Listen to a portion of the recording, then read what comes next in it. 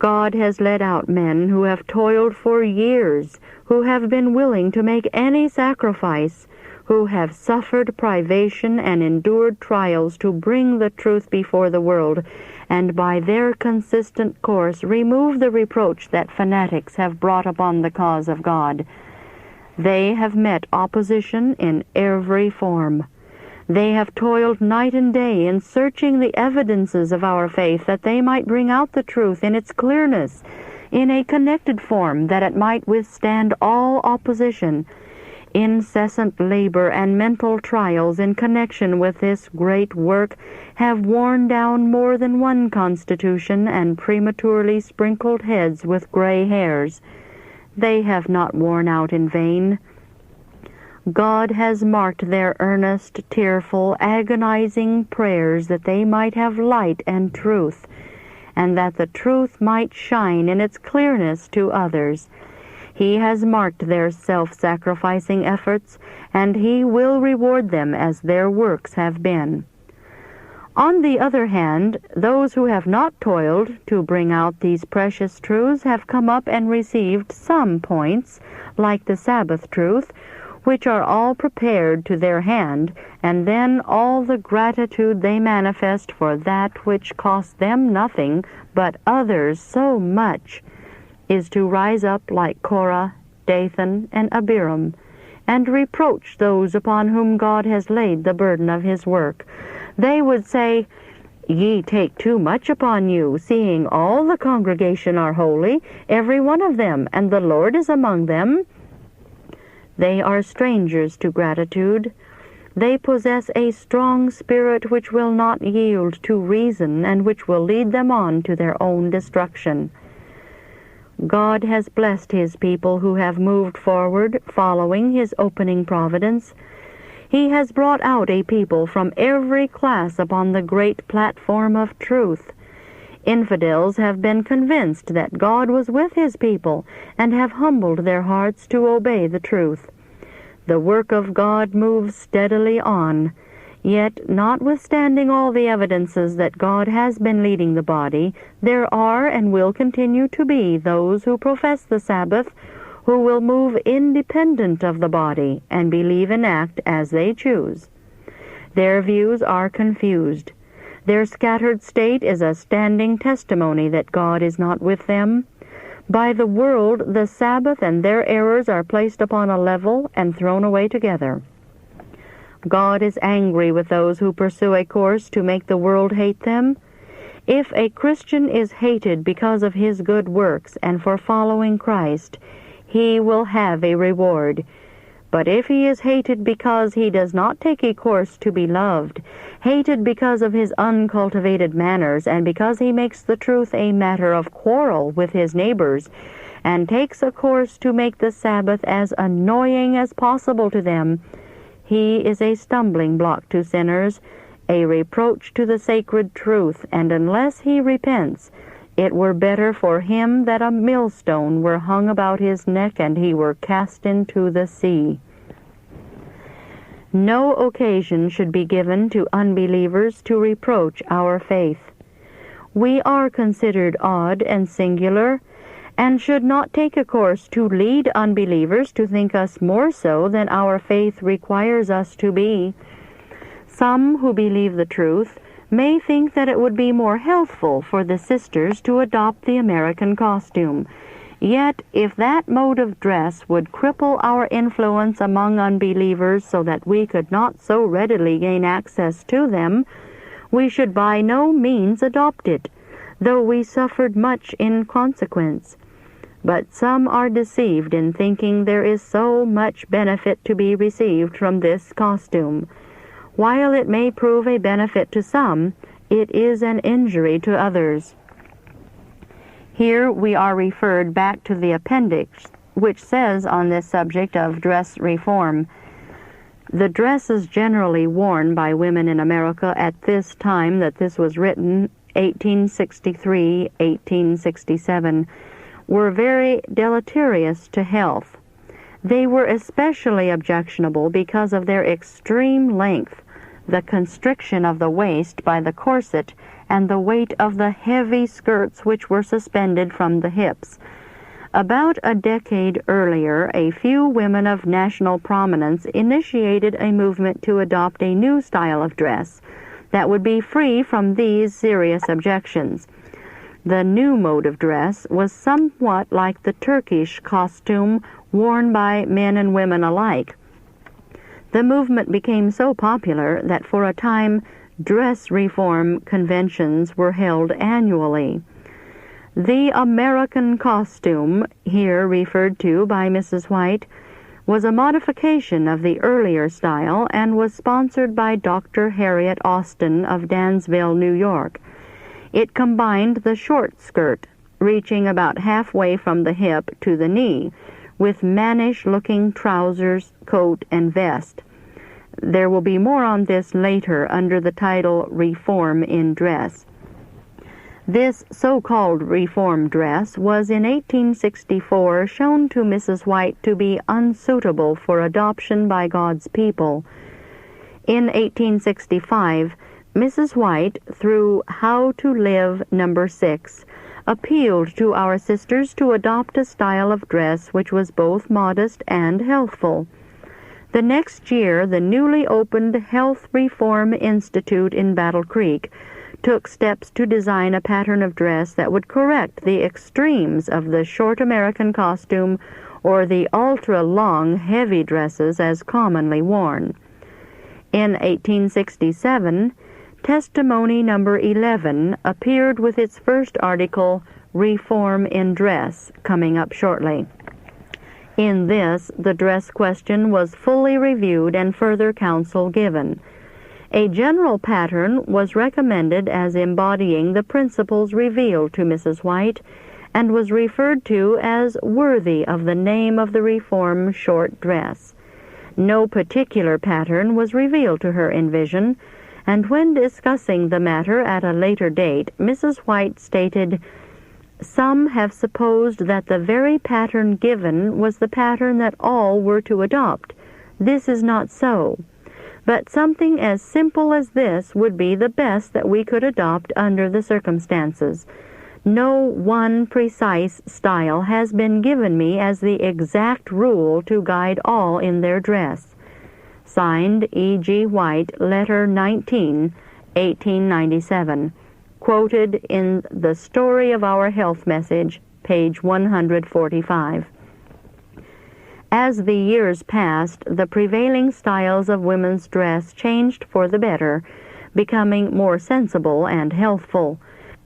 The old health reform dress in its exact pattern was no longer urged, but there was ever a uniform testimony borne by Mrs. White regarding the fundamental principles that should guide the Christian in this matter.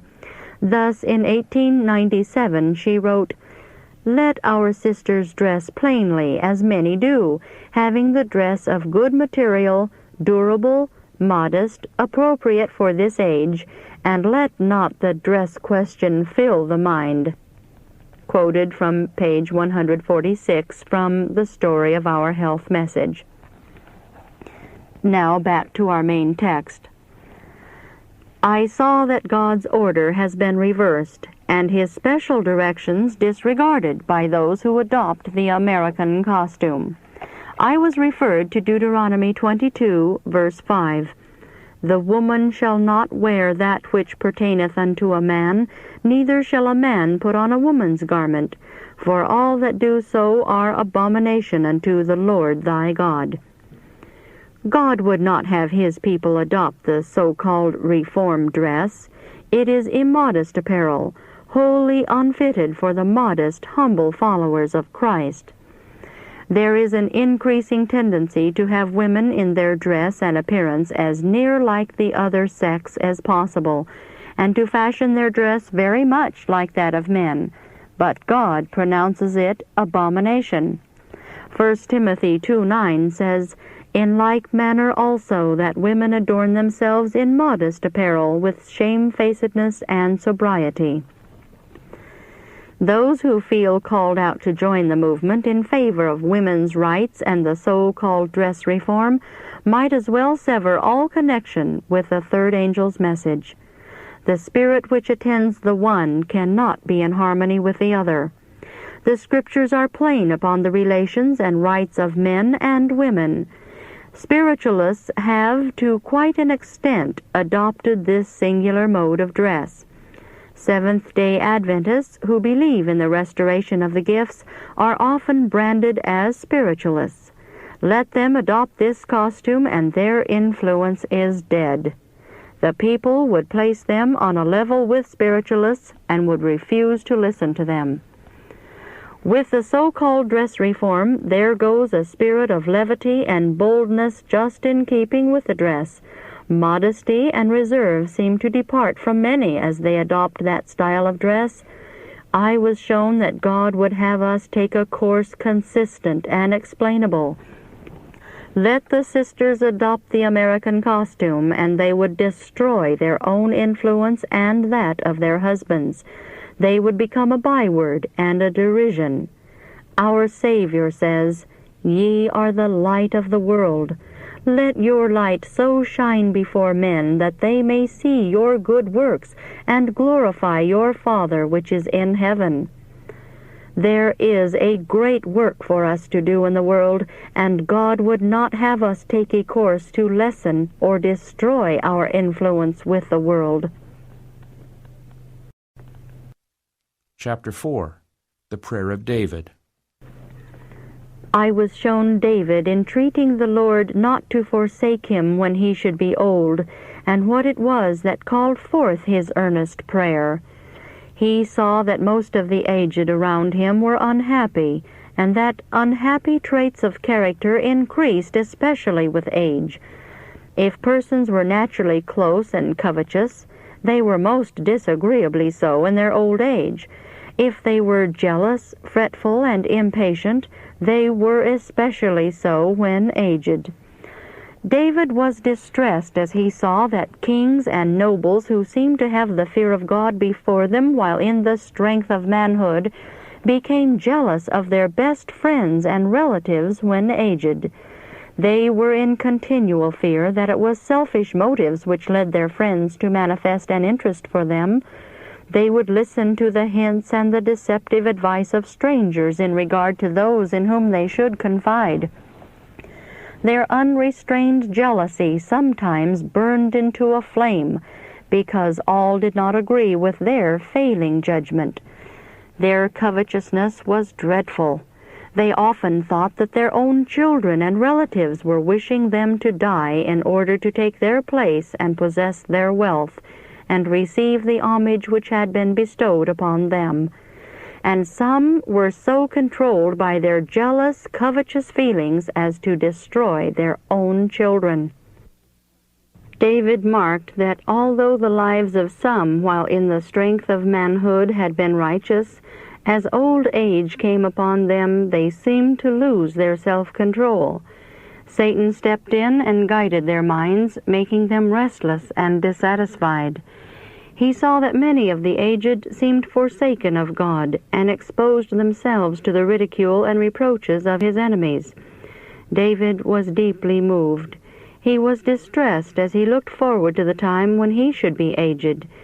He feared that God would leave him, and that he would be as unhappy as other aged persons whose course he had noticed, and would be left to the reproach of the enemies of the Lord. With this burden upon him, he earnestly prays, "Cast me not off in the time of old age. Forsake me not when my strength faileth. O God, thou hast taught me from my youth, and hitherto have I declared thy wondrous works. Now also, when I am old and gray-headed, O God, forsake me not, until I have showed thy strength unto this generation, and thy power to everyone that is to come." Psalm 71, 9, 17, and 18. David felt the necessity of guarding against the evils which attend old age. It is frequently the case that aged persons are unwilling to realize and acknowledge that their mental strength is failing. They shorten their days by taking care which belongs to their children. Satan often plays upon their imagination and leads them to feel a continual anxiety in regard to their money. It is their idol, and they hoard it with miserly care. They will sometimes deprive themselves of many of the comforts of life and labor beyond their strength rather than use the means which they have. In this way they place themselves in continual want, through fear that sometime in the future they shall want. All these fears originate with Satan. He excites the organs which lead to slavish fears and jealousies, which corrupt nobleness of soul and destroy elevated thoughts and feelings. Such persons are insane upon the subject of money. If they would take the position which God would have them, their last days might be their best and happiest. Those who have children in whose honesty and judicious management they have reason to confide should let their children make them happy. Unless they do this, Satan will take advantage of their lack of mental strength and will manage for them. They should lay aside anxiety and burdens and occupy their time as happily as they can and be ripening up for heaven. Chapter 5. Extremes in Dress. We do not think it in accordance with our faith to dress in the American costume, to wear hoops, or to go to an extreme in wearing long dresses which sweep the sidewalks and streets. If women would wear their dresses so as to clear the filth of the streets an inch or two, their dresses would be modest, and they could be kept clean much more easily, and would wear longer. Such a dress would be in accordance with our faith. I have received several letters from sisters inquiring my opinion in regard to wearing corded skirts. These questions were answered in a letter which I sent to a sister in Wisconsin. I will give the letter here for the benefit of others. We, as a people, do not believe it is our duty to go out of the world, to be out of the fashion. If we have a neat, plain, modest, and comfortable plan of dress, and worldlings choose to dress as we do, shall we change this mode of dress in order to be different from the world?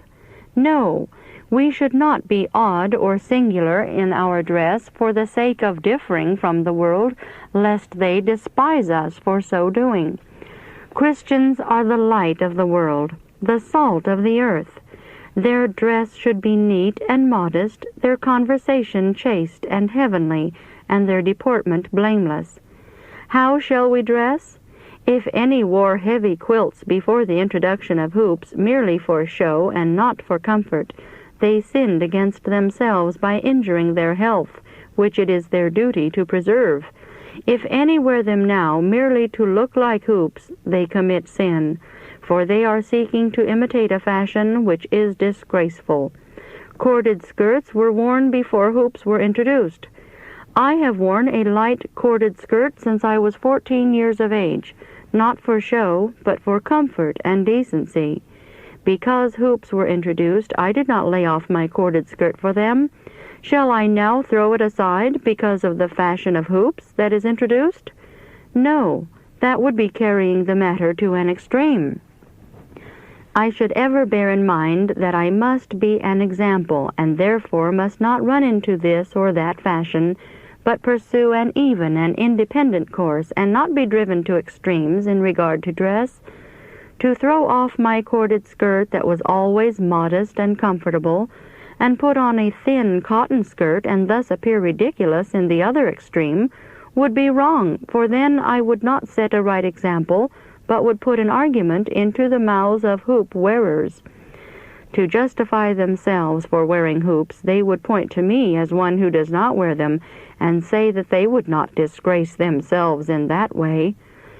By going to such extremes, we would destroy all the influence which we might otherwise have had, and lead the wearers of hoops to justify their course. We must dress modestly, without the least regard to the hoop fashion. There is a medium position in these things. Oh, that we all might wisely find that position and keep it. In this solemn time, let us all search our own hearts, repent of our own sins, and humble ourselves before God. The work is between God and our own souls. It is an individual work, and all will have enough to do without criticizing the dress, actions, and motives of their brethren and sisters. Seek ye the Lord, all ye meek of the earth, which have wrought his judgment. Seek righteousness, seek meekness. It may be ye shall be hid in the day of the Lord's anger. Here is our work. It is not sinners who are here addressed, but all the meek of the earth, who have wrought his judgments or kept his commandments. There is work for everyone, and if all will obey, we shall see sweet union in the ranks of Sabbath keepers." Unquote. Chapter 6. Communications to Elder Hull. Here we have a footnote first saying, "The General Conference Committee would here express their approval of the publication of this testimony. Especially do we recommend the publication of the letters addressed to Elder Hull and given to him at the time of their dates. We call the particular attention of the reader to the declaration on page 442, coming up shortly. It is there stated that Elder Hull needed to be led as a blind man who depends on another for sight. At the General Conference in Battle Creek, May 1863, Elder Hull acknowledged the justness of the statement, but has since protested against it. The committee now maintain that his course in the short space of the past 4 months, in abandoning every point of religious faith dear to us as a people, is a most palpable demonstration of the correctness of the above statement that he should follow the counsel of his brethren." Signed, the General Conference Committee. November 5, 1862, I was shown the condition of Brother Hull. He was in an alarming state. His lack of consecration and vital piety left him subject to Satan's suggestions. He has relied upon his own strength instead of the strong arm of the Lord, and that mighty arm has been partially removed. I was shown that the most alarming feature in the case of Brother Hull is that he is asleep to his danger. He feels no alarm, feels perfectly secure and at rest, while Satan and his angels are exulting over their conquest. Just as long as Brother Hull maintained a conflict, his mind was reined up and there was a collision of spirits. He has now ceased the conflict, and the collision ceases. His mind is at rest, and Satan lets him have peace. Oh, how dangerous was the position in which he was shown me. His case is nearly hopeless, because he makes no effort to resist Satan and extricate himself from his dreadful snare. Brother Hull has been dealt with faithfully. He has felt that he was too much restrained, that he could not act out his nature. While the power of the truth in all its force influenced him, he was comparatively safe. But break the force and power of truth upon the mind, and there is no restraint. The natural propensities take the lead, and there is no stopping place. He has become tired of the conflict, and has for some time wished that he could have more freely actions himself, and has felt hurt at the reproofs of his brethren. He was presented to me as standing upon the brink of an awful gulf, ready to leap. If he takes the leap, it will be final. His eternal destiny will be fixed.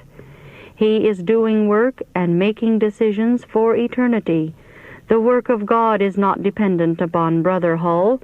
If he leaves the ranks of those who bear the blood-stained banner of Prince Emmanuel and joins the company who bear the black banner, it will be his own loss, his own eternal destruction.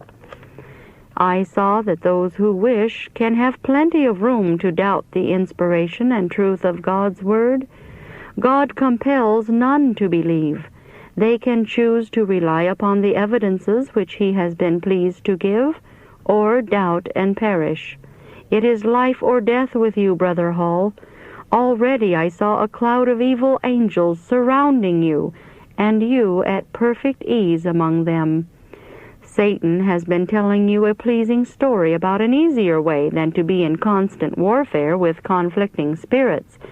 But if you choose that way, you will find in the end that you will have a heavy and fearful toll to pay.